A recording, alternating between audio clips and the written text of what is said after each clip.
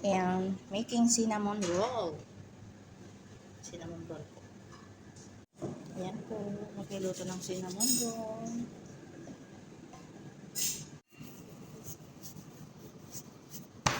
Ayan, dito tayo sa kusina. Gagawa siya ng cinnamon roll.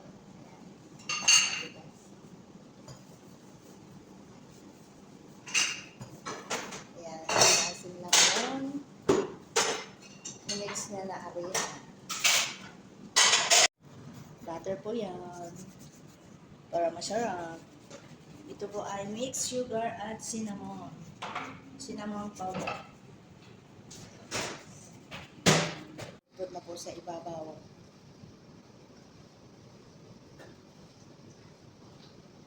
Diba? Ayan, ready na po siya sa oven. Ayan.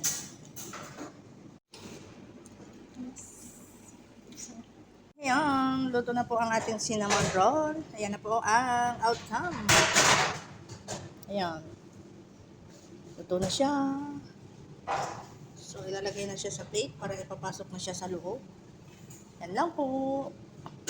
Bye-bye. Thank you for watching cinnamon roll.